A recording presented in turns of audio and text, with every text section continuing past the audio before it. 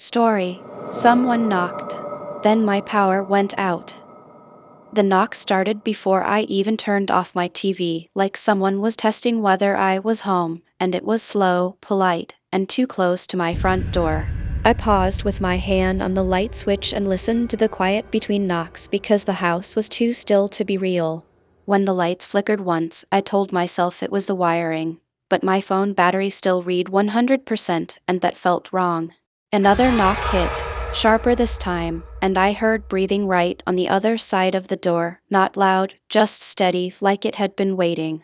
I opened the peephole anyway, and all I saw was my own hallway, but darker, like a shadow version of it, and my front door was already open in the reflection. I slammed it shut and backed away, and the moment I did, every bulb in my living room died except the kitchen over the sink. From the kitchen, I heard footsteps crossing tile in a rhythm that matched my own steps, but I wasn't moving.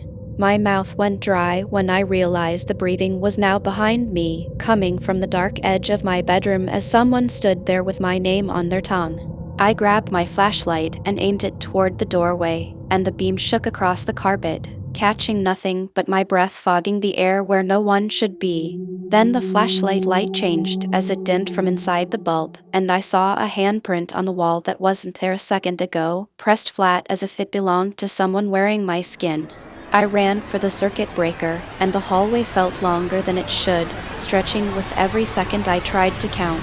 When I flipped the switch, the power surged back for one heartbeat, and every TV in the house turned on at the same time with the same camera angle. It wasn't a channel, it was my front porch feed, and there was a person standing there, facing my door, but their face was pixelated like the signal refused to show who they were. The knock resumed from inside my walls, and the camera view on the TV shifted, zooming in past the door frame to a place it couldn't possibly see. I heard a knock from the back door next, even though I hadn't heard the lock click, and the sound traveled through the house like it knew every route. When I finally forced the courage to look toward my back door, the deadbolt was already turned, and the door was opening inward even though my hands were still on the breaker. In that crack of darkness, I saw my own flashlight in the doorway, shining down, held by my arm, except my arm was behind my body with my hands still gripping the switch.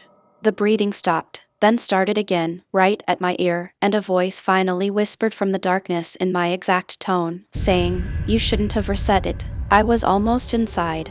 The lights came on everywhere at once, bright enough to hurt, and the TV feed showed my living room with the door shut, and me standing perfectly still. But the kitchen faucet turned on by itself, running full blast, and the sound of a knock came from inside the sink drain like something was climbing up through the water. I stood there frozen, staring at the stream, because the next knock was slower, closer, and it was coming from under my feet.